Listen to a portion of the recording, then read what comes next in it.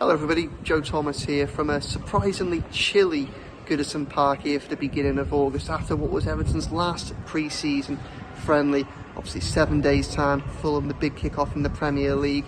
Today they've had a run out against Sporting, a very competitive outfit. Portugal, obviously they got to the quarter-finals of the Europa League last season, and I think Everton have ended in a positive fashion, to be perfectly honest.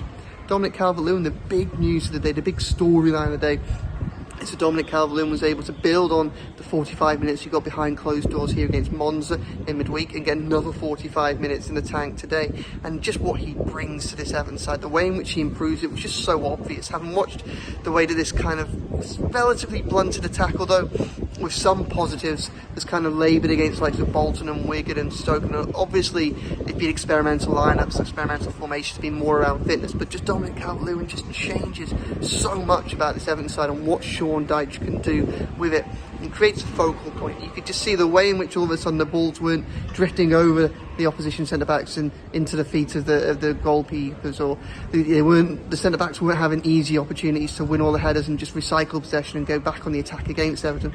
All of a sudden, you've got Calvert-Lewin and he's winning the headers, he's winning the flick-ons, he's collecting the ball wherever it's coming down at chest height or feet height, he's laying off and playing in the players around him, he's occupying those centre-backs, and as Everton get further up the pitch, one, he's playing a key role in getting them further up the pitch, and two, once they get there, he's occupying them in the defence, he's causing a threat in the opposition box, which for so long, without so much of last season and the season before, Everton just didn't have.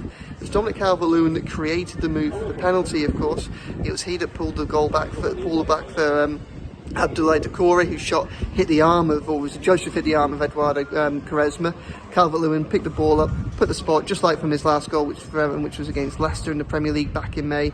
He had no difficulty scoring from the spot. It's given Everton the 1-0 win here. And it's, Dominic Calvert-Lewin is probably the biggest plus point, but there are others as well. It's another clean sheet across this pre-season.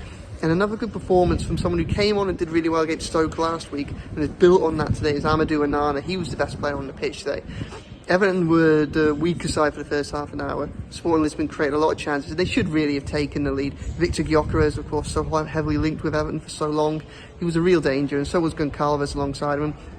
Both of them could easily have opened scoring in this game, and really probably should have prevented Jordan Pickford from being able to collect a clean sheet for this pre-season friendly, but they didn't, and as a result of them not doing everything, grew into the game, and a lot of that was due to Onana, his strength, just the way in which he's so imperious in midfield, big tackles on the edge of his own box, big tackles on the edge of the opposition box, stopping from countering, and so often the way he can carry the ball. And what was really good today was his composure on the ball. Once he had carried it that 20 yards, quite often he was able to feed someone like Alex Iwobi, so to maintain the pressure that Everton were helping to build. And in the second half, it was him that came closest to scoring the second goal of the game when he curled against the far post from 20 yards after a lovely layoff from Idrissa Gueye. All in all, I think this is a positive performance to end pre-season. I think Sean Dyche will take lots of positives. There is one big negative though, one big fear, just like there was following Stoke. Today, Dwight McNeil, not involved at all. He's hardly been in training this week because of the injury that he picked up at Stoke last week.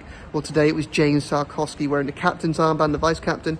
Once again, he was wearing that, and in the second half, he hobbled off straight down the tunnel after a problem emerged with his left knee.